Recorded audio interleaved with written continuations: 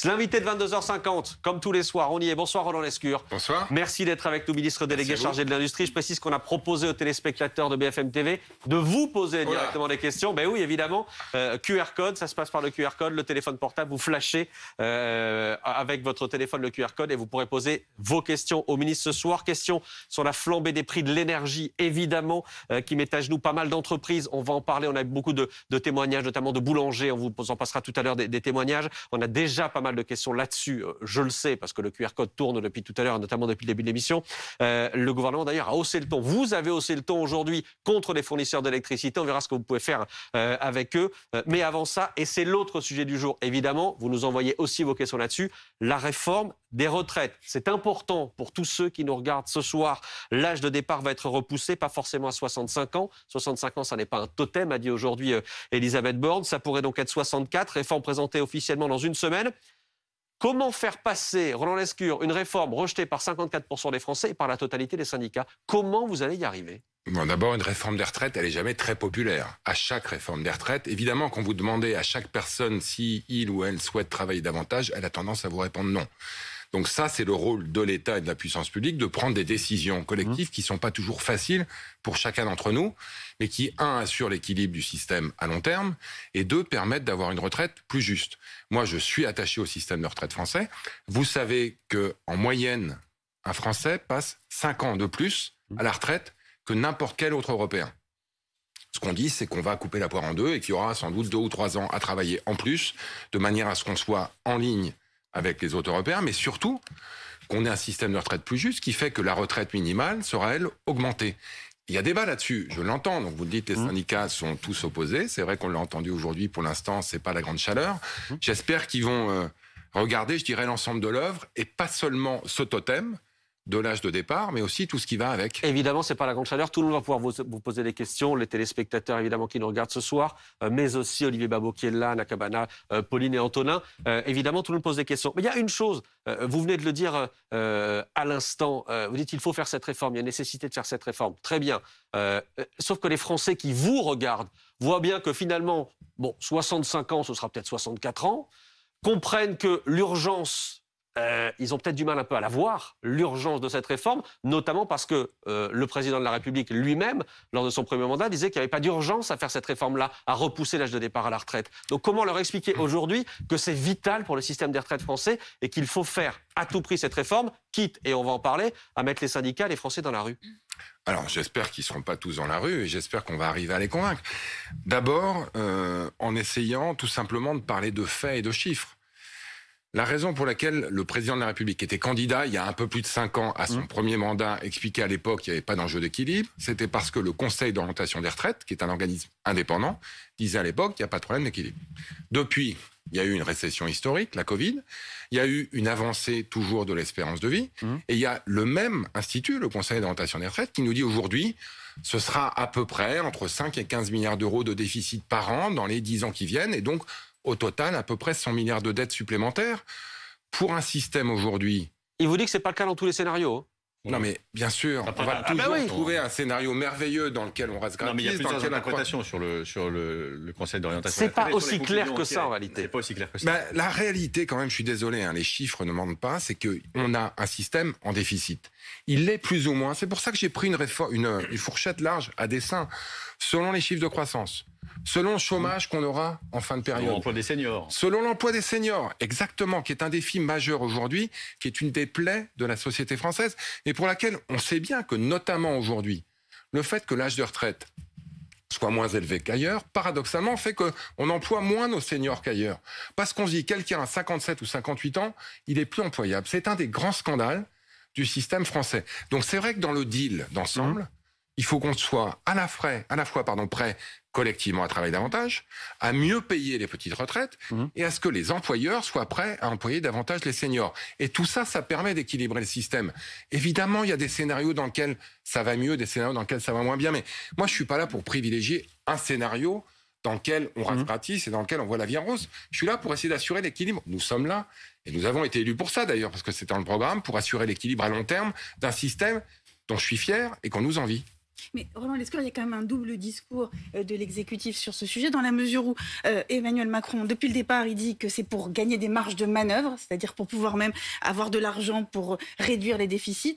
Et dans le même temps, on nous dit que c'est pour sauver le régime des retraites. Est-ce que vous ne croyez pas que sur ces deux items-là, il y a eu une ambiguïté dans le discours de l'exécutif qui est très préjudiciable aujourd'hui? Parce que vous ne pouvez pas dire aux Français, attention, votre système de retraite est en danger, et dans le même temps dire on a besoin d'argent et c'est là qu'on va le trouver. Alors, on n'a jamais dit que... Vous avez dit les deux. Non, on n'a jamais... Non, la phrase que vous avez presque prononcée, qui dirait...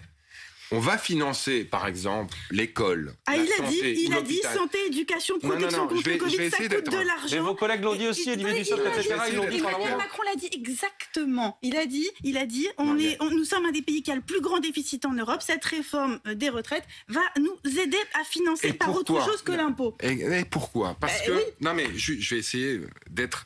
Je vais essayer d'être clair. Allez, essayons, soyons fous. Aujourd'hui, on a un système qui fait qu'en France, essentiellement, l'école est gratuite, l'université est gratuite, la santé est gratuite, et la retraite, entre guillemets, est gratuite. Et tout ça, tout le système de santé, tout le système social on ferait pendant toute notre vie. Exact, mais pour la santé aussi. Bien sûr. Pour l'école aussi. Ce que je veux dire par là, c'est que ce système social qu'on nous envie, il est payé par ceux qui travaillent. Il n'y a pas de secret. Et donc, si on veut continuer à financer ce système dans son ensemble, si on veut améliorer l'école, si on veut améliorer la santé, il faut travailler davantage collectivement. Et il y a deux manières de le faire. Soit il y a plus de gens qui travaillent, ça c'est la lutte pour le plein emploi, on l'a entamé, on va continuer. Et il y a aussi ceux qui travaillent davantage. Alors, ça permet d'équilibrer comptablement le système des retraites. Ça, c'est un point particulier. Les cotisations retraite ne serviront qu'à une chose, c'est à financer le système de retraite. Mais par ailleurs, ça crée plus d'impôts, plus de TVA, plus d'activités. Globalement, ça crée plus de richesses qui permettent de financer davantage l'ensemble de notre modèle social. Donc c'est vrai que parfois, il y a pu y avoir de l'ambiguïté dans la manière dont on a exprimé ça. Ce sont deux choses complémentaires. Les comptes des retraites sont dans des équilibres, on doit les équilibrer. La meilleure manière de le faire, c'est quand même de faire qu'on travaille plus. Mais ça permet aussi de créer plus de richesses et de financer de meilleure manière notre système social auquel je crois. Vous avez de la chance, vous avez un avocat sur ce plateau. C'est Olivier Babot. Alors avocat ou demi-avocat, parce qu'il n'est pas d'accord avec toute la réforme. Mais vous dites, Olivier Babot, mais oui, il faut y aller. 64, 65, vous vous arrêtez où? Moi, je ne vais pas... Alors, c'est pas à moi de prendre la décision du gouvernement. Non, ça, évidemment. On l'a bien dit, monsieur Mimi, vous l'avez bien dit. Le problème des projections, c'est qu'elles dépendent de tas de paramètres sur lesquels on ne sait rien. L'avenir du taux de chômage, l'avenir du taux de croissance, l'avenir de la démographie, l'avenir de l'emploi des seniors, enfin du taux d'emploi d'ailleurs de façon générale. C'est très très compliqué de l'évaluer. Mais d'ailleurs, j'avais une question pour vous, qui n'est peut-être pas une question d'un avocat, je suis désolé, mais plutôt de quelqu'un en tout cas qui... Non, pas vraiment, mais quelqu'un qui se pose la question.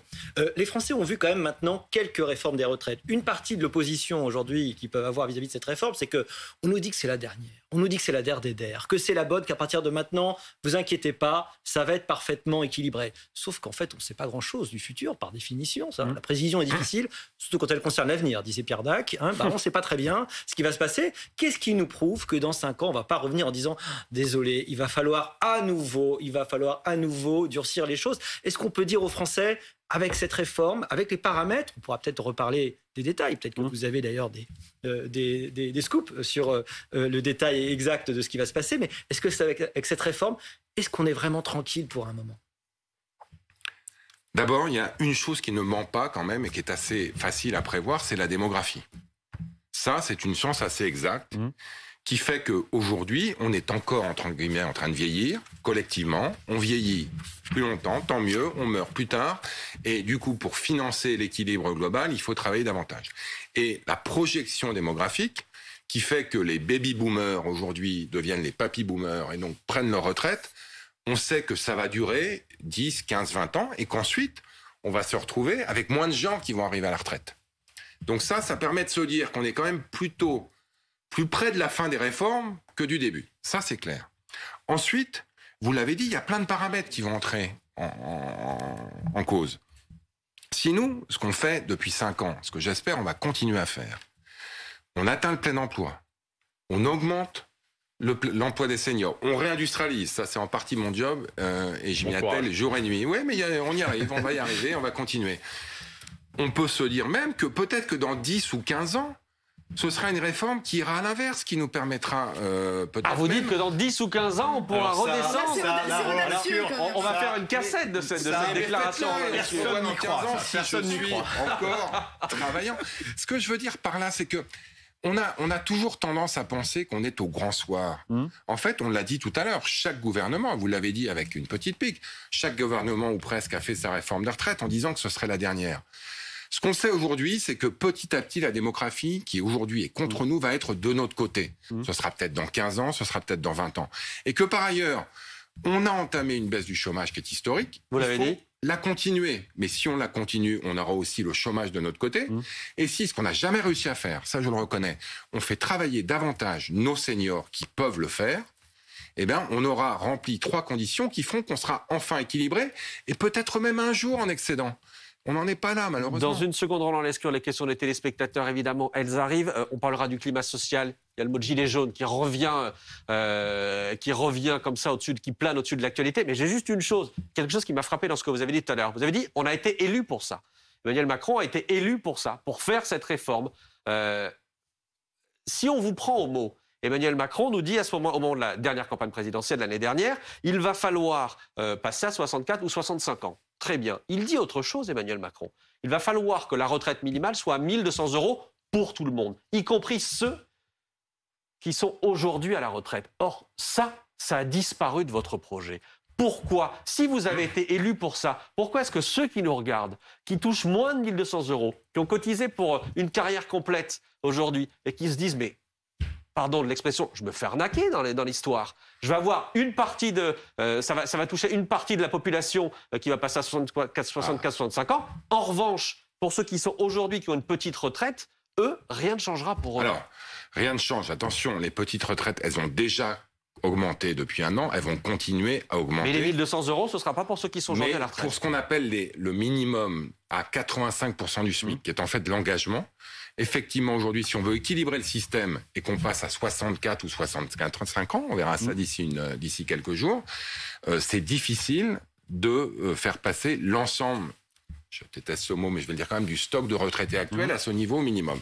Donc on va continuer à indexer sur l'inflation, ce qui va Sauf que vous aviez été élu pour le ça, je minimum reprends votre expression, vous aviez été élu pour ça. Oui, avec pour l'instant en tout cas une réforme des retraites qui est peut-être, on verra comment elle sera votée, mais peut-être pas tout à fait aussi ambitieuse que celle qu'on avait en tête. Donc on est dans une logique, on est rentré dans une concertation, il va y avoir un débat parlementaire, ça vous a pas échappé, qui est loin d'être gagné, non, et donc on verra où on atterrira. Mais c'est vrai que le fait de savoir si on indexe l'ensemble des retraites et qu'on fait monter ce minimum contributif du jour au lendemain à 85%, alors qu'on serait éventuellement amené à retarder la hausse de l'âge et la minorer par rapport à la retraite, ça ne boucle pas, c'est pas équilibré. Bon, pour vous, ça marche pas. Ok, très bien. On en vient à l'étincelle. Est-ce que vous craignez l'étincelle, que cette réforme des retraites, ce soit le mouvement qui canalise un peu toutes les colères, tous les mécontentements? On reparlera de l'inflation, on reparlera du prix de l'énergie dans une seconde. Est-ce que vous craignez ça? Est-ce que vous avez cette peur de l'étincelle qui était l'expression à la une du Parisien ce matin, de l'édito du Parisien ce matin, la peur de l'inflation, de l'étincelle, pardon? Moi, ce que j'entends, je passe beaucoup de temps à visiter les entreprises industrielles. Donc, je parle avec des gens qui n'ont pas des salaires extrêmement forts, qui aujourd'hui font face à une inflation très forte, qui certains se mettent à travailler la nuit pour limiter la hausse de la facture de leur entreprise, des gens qui galèrent, quoi. Hein. Ces gens-là, je les vois plus aujourd'hui inquiets qu'en colère. Et je pense qu'ils ont besoin plutôt d'être rassurés qu'allumés, qu'étincelés, comme vous dites. Et nous, c'est ce qu'on essaye de faire. Moi, je préfère aujourd'hui mettre en place tout ce qu'on met en place pour essayer de rassurer les Français sur le fait que face à une crise historique, le gouvernement fait son travail, plutôt que de souffler sur les braises, comme le font certains. Après, ces derniers mots bien connus, quoi. L'étincelle, elle aura lieu demain ou après-demain. Personne n'est capable de le savoir. Vous savez bien, vous parliez des Gilets jaunes, qu'à l'époque, personne ne l'a vu venir. C'est une hausse de 6 centimes du litre d'essence qui l'a déclenché. C'était la hausse de trop. C'est autre chose. Et on l'a vu à nos dépens parce que derrière, il y avait un ras-le-bol qui... Non, il y avait autre chose, monsieur Lescure. Il y avait une revendication des Gilets jaunes et notamment qu'on voit ressurgir, on l'a vu sur ce plateau hier avec une boulangère qui était là, qui ne s'est pas payée depuis 9 mois. C'est-à-dire qu'elle travaille, elle ne vit pas de son travail. Et dans les revendications des Gilets jaunes, vous avez raison, il y avait la hausse de l'énergie, mais il y avait cette revendication qui était très mal vécue par les gens, qui était « je travaille, mais je ne vis pas de mon travail ». Attendez, pardon, on l'écoute. Oui, cette boulangère. oui, bien sûr. Il s'appelle Corinne. Elle est effectivement avec nous hier soir. C'est la deuxième fois qu'on la reçoit en un mois. Elle est boulangère. Elle a 3 boulangeries en Seine-et-Marne, 26 salariés jusqu'ici, parce qu'en fait, sa facture d'électricité va être multipliée par 4. Écoutez ce qu'elle nous disait hier soir. Ça fait 25 ans que je gère, j'ai jamais eu un souci, j'ai jamais licencié économiquement. Et là, ça va être licenciement sur licenciement. Mais moi, mes gars, mes filles, ils font comment pour retrouver du travail? En boulanger, personne ne va embaucher. Mes vendeuses, c'est pareil, à part faire ce qu'elles savent faire, c'est compliqué, quoi. Elles ont des crédits, elles ont des charges, elles ont des enfants. Je n'ose même pas, quoi. Je leur ai annoncé ce matin, je pleurais, quoi.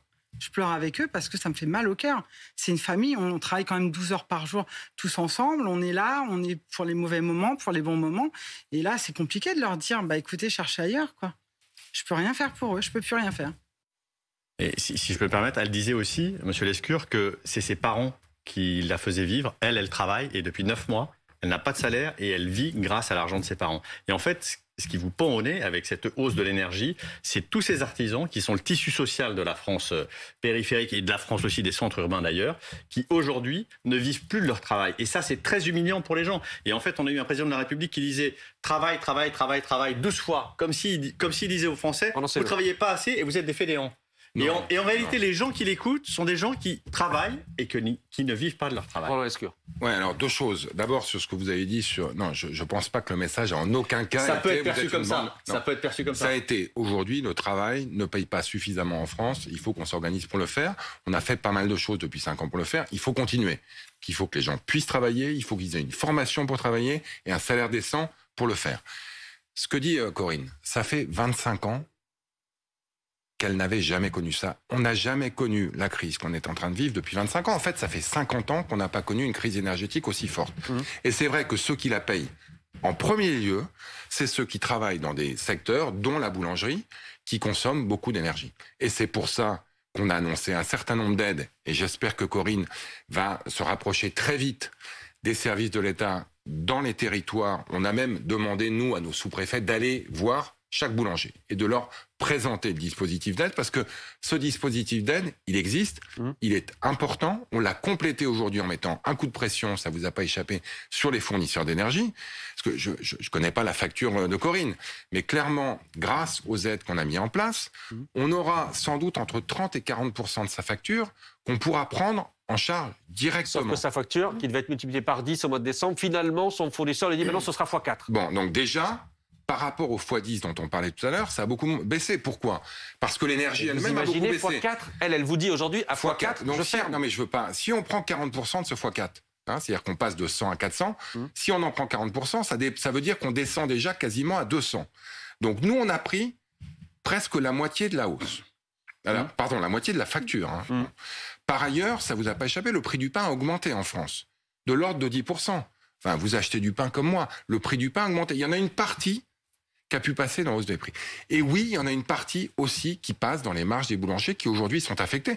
Et c'est pour ça qu'on a mis un coup de pression aux fournisseurs de l'énergie, pour que ceux qui font face à des situations particulièrement difficiles puissent renégocier leurs contrats. Les bouchers, les coiffeurs, les coiffeurs. Oui, mais, non, mais globalement, les aides qu'on a annoncées, elles concernent tout le monde. Mais les gens ne veulent pas vivre d'aide, ils veulent vivre de leur travail. Oui, mais enfin, c'était le sujet de votre plateau précédent, c'est pas moi qui ai envahi l'Ukraine. 2, le prix du gaz, il est où il est, du fait de la guerre qui est aux portes de l'Europe, dont on doit tous payer le coup. Il faut quand même toujours se rappeler ça. Les 6 centimes de la crise des Gilets jaunes, c'est le gouvernement qui met en place une écotaxe. Peut-être que c'était une erreur, mais en tout cas, on en était responsable. Là, on est tous en train de vivre une crise liée à une guerre aux portes de l'Europe dont on est en train d'essayer de partager le coût. L'État en a pris les 2/3. Depuis un an, 150 milliards, l'État en a pris 100 milliards. C'est vrai que les entreprises en prennent un petit tiers, 40 à 45 milliards, et les ménages ont été extrêmement protégés. Et ça, il faut se le rappeler tous les jours. Si les gens vont toujours chez Corinne acheter du pain aujourd'hui, c'est en partie parce que l'énergie est 5 fois moins chère pour un ménage français qu'au Royaume-Uni, en Allemagne, en Italie, en Espagne. Et je comprends que les gens vont pas faire leurs courses à Londres. Donc eux, ce qu'ils voient, c'est la note qui est la leur. Mais je veux juste rappeler quand même qu'on fait face à une crise historique sur laquelle Le gouvernement français a fait plus que nulle part ailleurs et on continue à le faire. On l'a fait aujourd'hui et on va question des continuer. téléspectateurs dans une seconde, mais simplement une dernière question avant les questions des téléspectateurs. Vous dites on met la pression aux fournisseurs d'énergie. Est-ce qu'en demandant notamment qu'ils puissent accorder un certain nombre de facilités de paiement à ceux qui seraient en difficulté du côté des PME, est-ce que certains abusent? Hier soir, sur ce plateau, nous avions un restaurateur dont la facture a bondi de 2200%, avec un prix au kilowattheure ou au mégawattheure qui a fait s'évanouir les spécialistes qu'on avait en plateau. Et c'était Total Énergie qui lui imposait ces tarifs-là. Est-ce que certains, se gavent? Alors, je ne pense pas. Il y a peut-être des cas particuliers, donc je ne me permettrai pas de me prononcer sur un cas particulier. En revanche, moi, je suis prêt à le faire appeler, si vous me donnez ses coordonnées et qu'on échange avec lui on vous les donnera. sur sa facture particulière. Globalement, il y a eu un moment de tension, en septembre-octobre, où littéralement, le prix d'électricité a fait x10. C'est-à-dire que en euros par mégawattheure, c'est à peu près 100 € le mégawattheure en temps normal. C'est monté à 1000. Et c'est redescendu maintenant à 150. Donc l'énergie a rebaissé.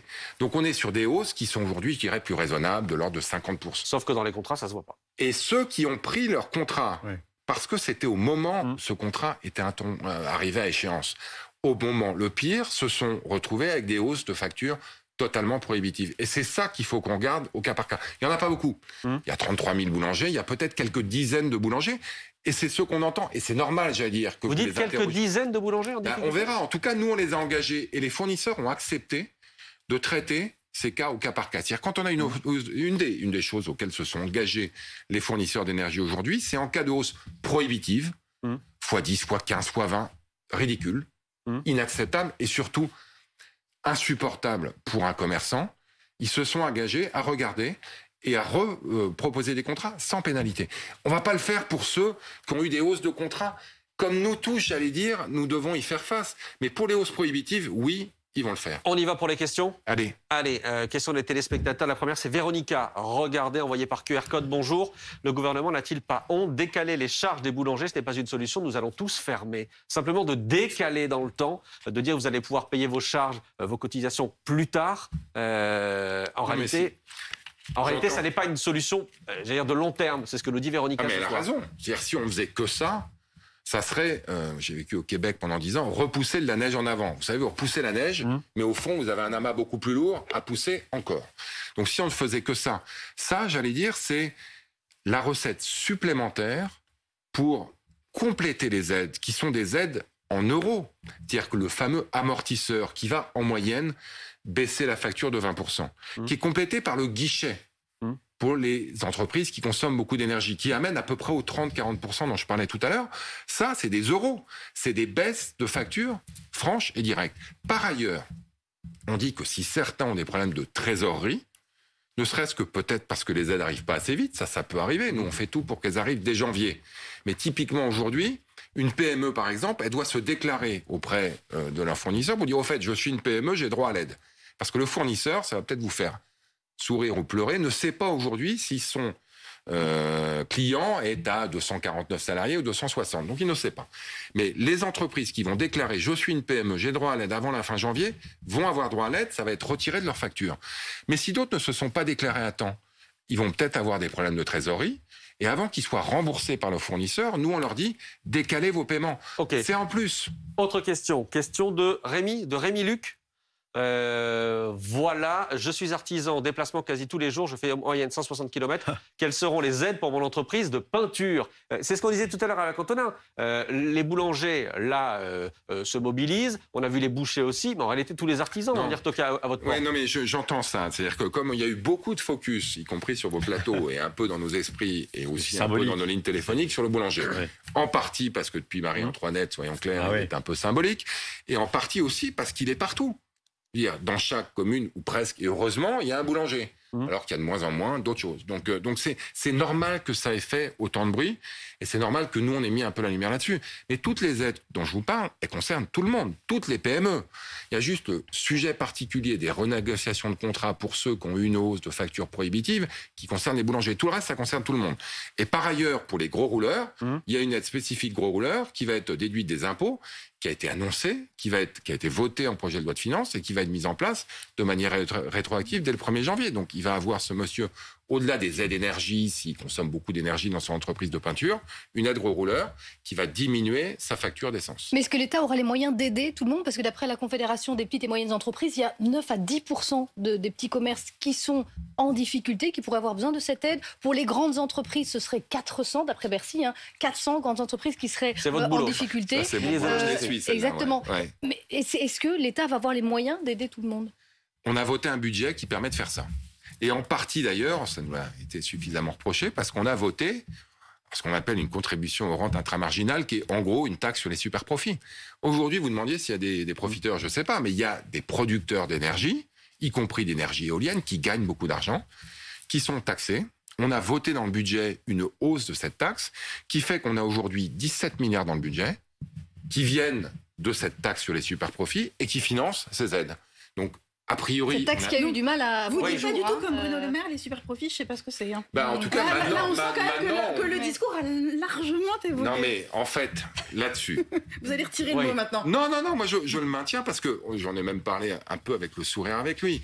C'est vrai que derrière cette taxe sur les profits, super profits, on mettait tout et n'importe quoi. Je veux dire, les insoumises qui proposaient derrière leur taxe sur les super profits, c'était de super taxer tous les profits. Nous, on a dit, effectivement, il y a un secteur, le secteur énergétique, qui a gagné de manière exceptionnelle de l'argent, j'allais dire, sans se presser, puisque c'était une rente qui tombait du ciel liée à la guerre en Ukraine. Ça, on en prend une bonne partie. C'était déjà le cas, en fait, ça existait en 2022, mais on l'augmente en 2023 pour financer ces aides. Oui, mais Bruno Le Maire, il n'appelle pas ça comme ça. Voilà, donc on en plaisante un peu tous les deux, mais la réalité, c'est que, quel que soit son nom, rente intramarginale ou taxe sur le super profit, elle a été votée. Elle rentre dans les caisses et elle va nous rapporter 17 milliards, ce qui va permettre d'aider les entreprises. Nouvelle question des téléspectateurs, envoyée par QR code. Voilà, Stéphane qui nous dit c'est très bien d'aider les boulangers. Je suppose que nos ministres ont tous un pressing qui s'occupe de leurs costumes. Il serait bien de penser aussi à nous. Nous sommes en train de nous effondrer. Voilà aussi des gros consommateurs d'énergie que sont les pressings, par exemple. Je souriais, mais évidemment, chaque situation est extrêmement difficile. Je ne sais pas quelle est la facture de Stéphane, mais évidemment, il est énergo-intensif, au sens où sa facture est salée. Énergo-intensif. Oui, c'est le mot, ça veut dire que sa facture est salée, en gros. Et que non seulement elle est salée, mais qu'elle a forcément fortement augmenté. Donc, il a le droit au guichet PME, sauf s'il est au tarif réglementé, mais j'en doute, sinon il ne nous écrirait pas ça. Donc, il y a un tarif réglementé pour les très petits consommateurs, qui sont en gros comme les consommateurs au bouclier. S'il n'a pas ce tarif réglementé, il a une aide qui vient directement réduite de sa facture dès le mois de janvier. Je l'engage à écrire à son fournisseur pour lui dire « J'existe, je suis une PME, je suis éligible ». Le fournisseur s'est engagé aujourd'hui, ils nous l'ont dit, à lui enlever à peu près 20% de sa facture dès la fin du mois. Bon, on va reprendre les questions des téléspectateurs dans une seconde. Simplement, vous voyez tous ces mécontentements. Bien sûr. Toutes ces professions, etc. Mais attendez, moi, je suis pas sûr que... Là, vous voyez, quand je vois ça, je les ai suivis, les vidéos des Gilets jaunes. Moi, je pense qu'on a des gens aujourd'hui qui bossent, qui sont inquiets, qui nous demandent de les aider, qui comprennent que c'est plus l'open bar, que le quoi qu'il en coûte, c'est terminé, parce que vous l'avez dit derrière, il faut bien payer tout ça. Mais, et on essaye d'y répondre. Je ne vais pas dire qu'on a réponse à tout, mais on essaye. Non, très bien, mais vous ne le craignez pas, encore une fois, et parce que bien sûr, sinon on le voit ce week-end, il y a de nouveaux appels à manifester de la part de ce qui reste des Gilets jaunes. C'est très peu de personnes, etc., aujourd'hui qui se mobilisent sur les réseaux sociaux. C'est vrai, mais pour vous, il n'y a pas cette menace-là comme elle a pu exister. Non, mais il y a une crainte que l'inquiétude se traduise par des difficultés économiques et sociales réelles. C'est ça qu'on essaye de lutter. C'est pas des impressions, des prévisions ou des étincelles. Nous, on essaye de gérer la réalité. Aujourd'hui, il y a des gens qui galèrent pour payer les factures, on les aide à les payer. Est-ce que j'espère que ça va réduire les inquiétudes, voire même calmer les colères?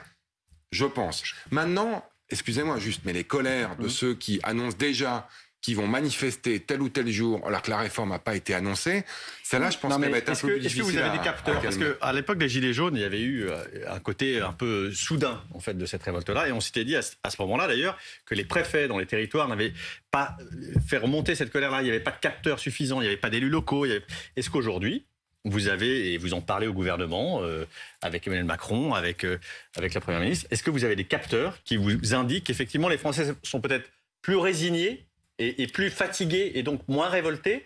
Ou est-ce que vous avez des motifs d'inquiétude? Est-ce que vous arrivez ça à le mesurer et à l'évaluer sur le mois de janvier. Bon, il n'y a pas de science exacte, mais moi, ce que je peux vous dire, et j'y suis au moins 2 ou 3 fois par semaine, c'est qu'à chaque fois que je vais sur le terrain, j'ai cette discussion-là avec les salariés, avec les organisations syndicales que je rencontre à chaque fois. Et je peux vous dire que le discours d'un délégué syndical, quelle que soit la centrale, qui est dans l'entreprise aujourd'hui, qui a du mal à payer ses factures et qui se demande s'il ne faut pas travailler la nuit plutôt que le jour, c'est pas le même que celui du secrétaire général qui appelle déjà à manifester alors que la réforme n'est pas connue. Ce que je veux dire par là, c'est que moi je sens plus de l'inquiétude, et ça ne veut pas dire que les gens ne sont pas inquiets et qu'il ne faut pas traiter cette inquiétude. Mais je ne me fais pas engueuler. Moi, je me fais plutôt interpeller par des gens qui disent franchement, merci pour ce que vous avez fait, la Covid, etc. Et ça, personne ne l'oublie. J'espère qu'on ne l'oubliera pas non plus. Et s'il vous plaît, continuez à nous aider parce que c'est difficile, parce qu'on est inquiet. Et pour l'instant, je vous dis, moi, je passe beaucoup de temps avec les gens sur le terrain, et mes collègues aussi. Je vous parle de moi, mais on est tous au gouvernement, on passe notre temps sur le terrain.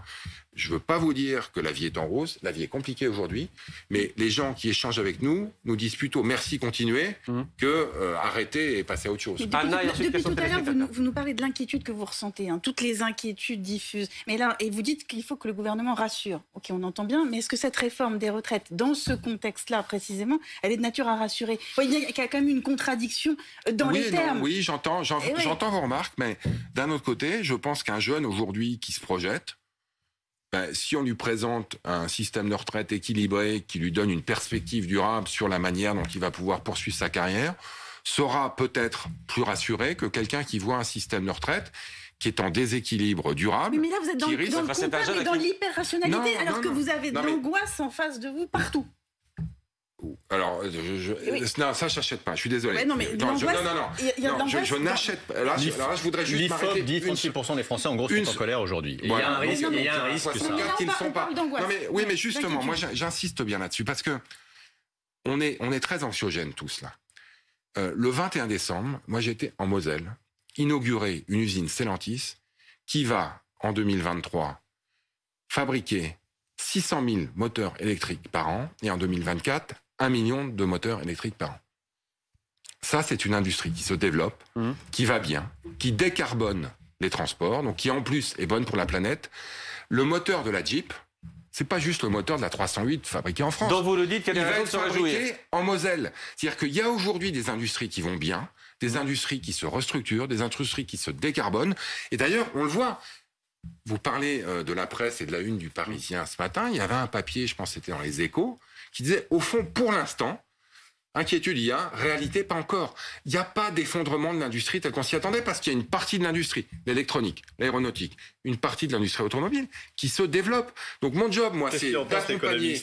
Non, mais c'est d'accompagner celles qui vont mal, mais aussi de reconnaître qu'il y a aujourd'hui un chômage au plus bas depuis 15 ans en France, un taux d'emploi, vous le disiez tout à l'heure, au plus haut depuis 30 ans, des jeunes qui travaillent comme on n'a jamais travaillé en France quand on est jeune. Donc il y a aussi une France qui va pas trop mal. Et celle-là, il faut aussi se la rappeler, parce que sinon, on va tous partir en vrille. On est le 3 janvier. Ouais. Est-ce qu'on peut se donner encore un mois pour être un peu optimiste et surtout volontariste? On verra avec la réforme. On verra avec la réforme. Mais oui, mais moi, j'espère que même cette réforme, elle montre aujourd'hui qu'on est prêt à dire à faire ce qu'on avait dit qu'on ferait. Il y a aussi, je pense, dans un gouvernement, et à part peut-être les 5 ans précédents, je suis pas sûr que c'était arrivé beaucoup dans le passé, un gouvernement qui fait ce qu'il avait dit qu'il ferait. Et ça, je pense, c'est aussi assez rassurant. Ça, c'est de la com, parce que la réforme des retraites, ça fait 6 ans qu'elle est sur la table et qu'elle est... Vous savez quoi? Elle a été votée la veille du Covid. Oui, et puis c'était pas la même réforme. Mais bref. Le Covid vous a sauvé parce qu'on s'est fait une pandémie historique. Mais vous je sais pas. Attendez, question... les grèves sur cette réforme. On revient à question de téléspectateurs. Question de Philippe. Regardez cette question. Il y a un grand écart entre le coût de production du mégawatt en France et celui que nous payons. Dans quelle poche va l'argent? C'est une question qui revient assez souvent.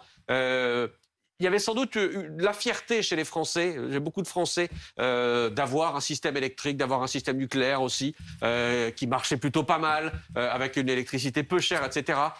Et ça ne nous a pas, prémunis de ce qui est en train de se passer. C'est aussi ce qu'il y a dans la question de Philippe, sans doute. Oui, et j'entends ça. Alors, quand je me compare à mon console, tous les Français ont à peu près la moitié de leur électricité qui est tarifé à prix coûtant par EDF. Ça s'appelle l'AREN, c'est hyper complexe, mais en gros, c'est simple. C'est 40 € le mégawattheure. On parle ici de 100, 150, 1000.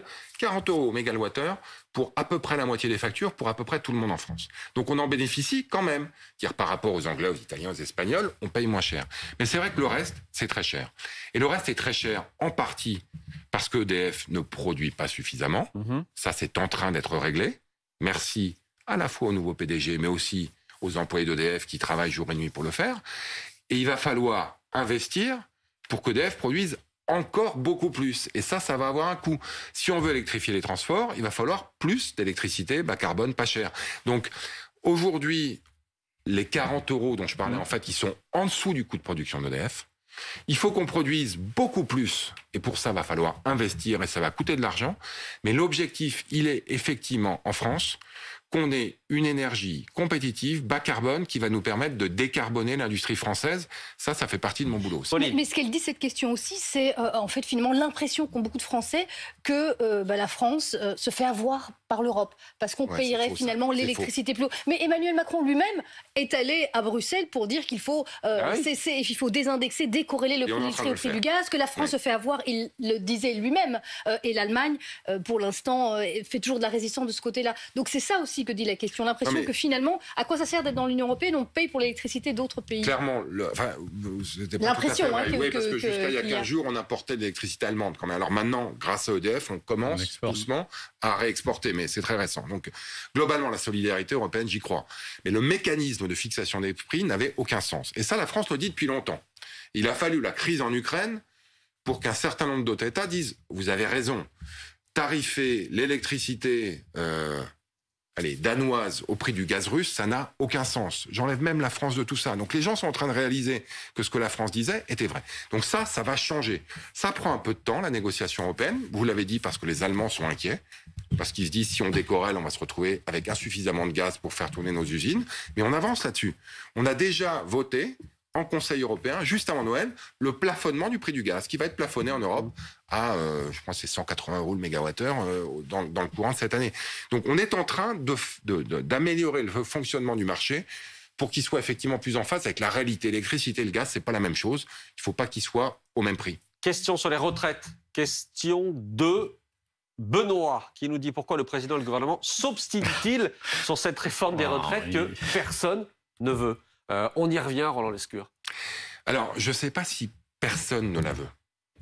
À part Emmanuel Macron et vous. Non, et peut-être Olivier Babot. Voilà, on est 3 déjà sur le plateau, ça fait quand même pas mal sur 7. Non mais, aujourd'hui, quand vous parlez à un certain nombre d'économistes, ils vous disent quand même qu'il y a un vrai sujet de taux d'emploi, y compris de taux d'emploi des seniors en France, de volume d'heures travaillées global qui fait qu'en moyenne, on travaille beaucoup moins en France qu'ailleurs. C'est vrai, ça. Oui, c'est vrai. Enfin, en termes de nombre d'heures travaillées global, on a fait des choix auxquels j'adhère. Mais les 35 heures, l'école gratuite pour tous, la retraite à 60 ans, les 5 semaines de congés payés, tout ça, ça doit être payé par ceux qui travaillent. Et globalement, il va falloir l'augmenter. Et je comprends, mais moi, j'ai pas spécialement envie de travailler jusqu'à 65 ans, et je vais devoir le faire aussi si cette réforme est votée. Je l'entends, ça. Et en plus, j'ai pas un travail qui est très pénible. Il l'est parfois un peu à l'Assemblée, mais il n'est pas très pénible. Donc, je l'entends, ça. Mais gouverner, c'est faire des choix collectifs qui, parfois, pour chaque individu, peuvent apparaître injustes, mais qui, au total, permettent de mettre la nation dans un meilleur état. Moi, c'est pour ça que je me suis engagé en politique. Et j'y crois. Mais est-ce qu'il n'y a pas un problème de méthode aussi alors? Parce que pour une réforme aussi importante, est-ce qu'on a l'impression qu'on arrive avec un paquet qui est déjà tout prévu? Mais c'est pas vrai, ça. Alors qu'en plus, il n'y a pas de majorité absolue à l'Assemblée. C'est l'impression. Non, mais j'entends ça, mais il y a 1 mois, 2 mois, 3 mois, on nous a reproché d'arriver avec un paquet ficelé. Donc on s'est dit, on va... Et Elisabeth Borne a obtenu du président que finalement... Ça, je vous laisse faire l'exégèse de la décision. Non, pas 3 semaines. Non. Non, mais par rapport à l'annonce. Non, au départ, c'était... Il y aura peut-être un amendement dans le PLFSS, vous vous souvenez? Oui, non, c'est d'accord. Et ensuite, c'était mi-décembre et ça a été reporté au 10 janvier. Donc, campagne présidentielle au printemps, quand même, donc ça fait presque 1 an. Discussion tout au long de l'automne, avec des concertations qui ont lieu tout au long de l'automne. Et c'est vrai, on le voit encore aujourd'hui, malgré les discussions, Elisabeth Borne les a eues encore aujourd'hui avec un certain nombre de leaders syndicaux, il y a une opposition un peu systématique à ce totem du recul de l'âge. Moi, je le regrette, parce que je pense qu'on devrait regarder l'ensemble de l'œuvre. Mais Je pense qu'on ne peut pas gagner sur la méthode. On nous reproche la méthode, quoi qu'on fasse. Qu'on consulte pas, qu'on fasse du 49.3, qu'on n'en fasse pas, qu'on arrive au Parlement ou pas. En tout cas, on essaie d'expliquer. J'espère que j'ai essayé de le faire modestement. On essaie de le faire ce soir. Et on va continuer de le faire. Et on le fera au Parlement. Et j'espère qu'on aura un débat qui ne sera pas complètement dans l'obstruction, mais qui permettra d'avoir un vrai débat de fond. Puis après, on avancera, c'est la démocratie. Et puis après, il y aura un 49.3. On verra. On verra. Merci beaucoup. Merci, monsieur le ministre. Merci, Roland Lescure, d'avoir accepté de répondre à nos questions et aux questions des téléspectateurs ce soir sur BFM TV.